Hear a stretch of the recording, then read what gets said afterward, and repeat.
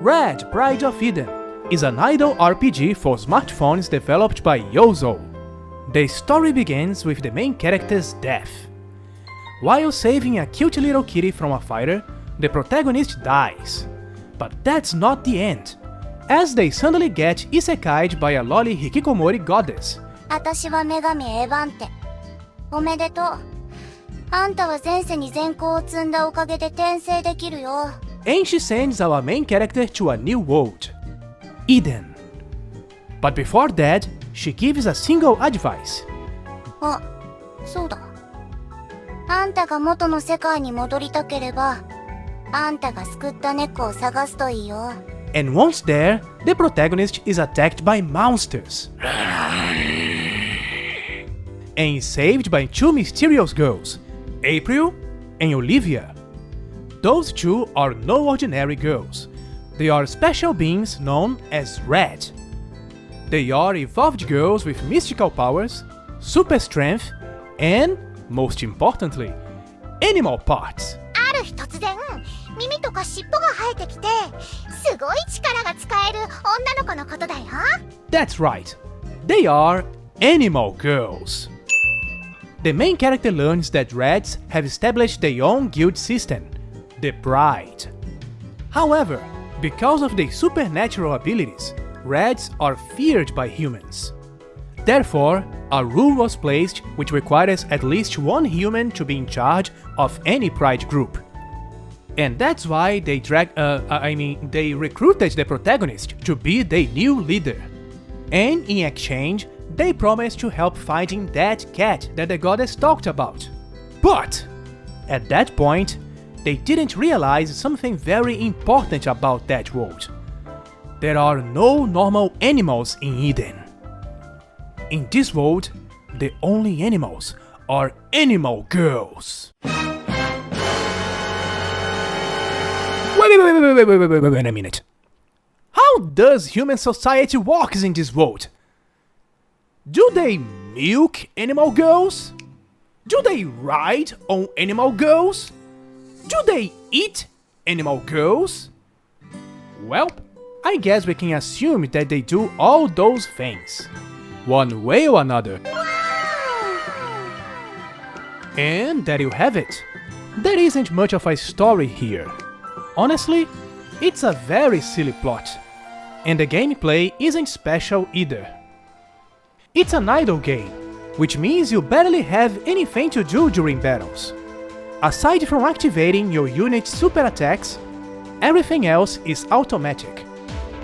You don't even have an option to manually control your units. And since the character builds are also very simple, there isn't much to do in terms of battle prep either. The soundtrack is not actually bad, it's just mediocre.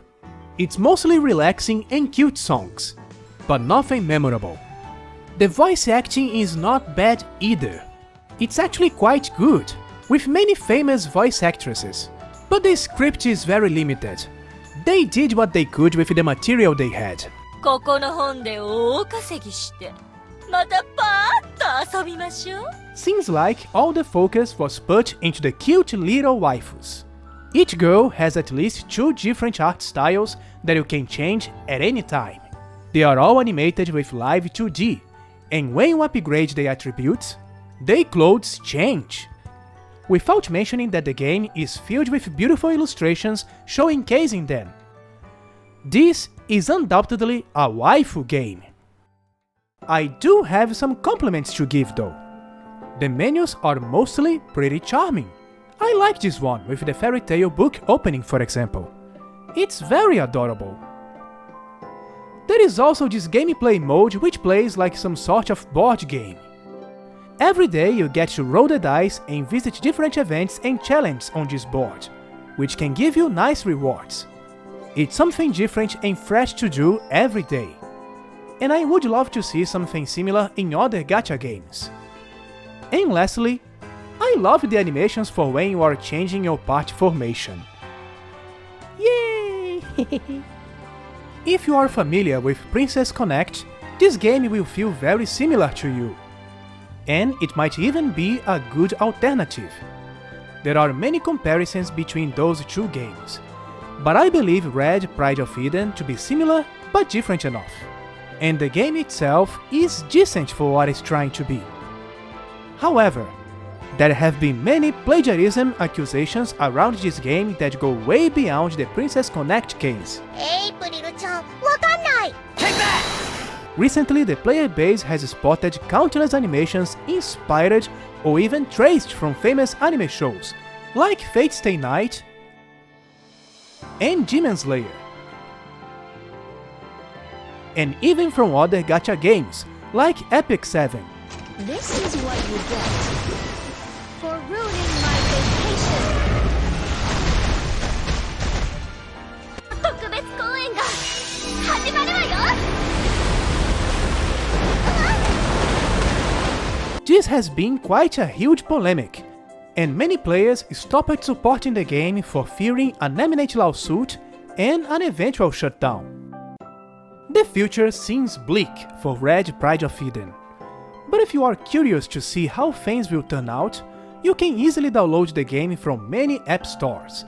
But bear in mind that the game is only available in Japanese, and given the current circumstances, it may never get any other release in any other language ever. Fun! And that's it for this review.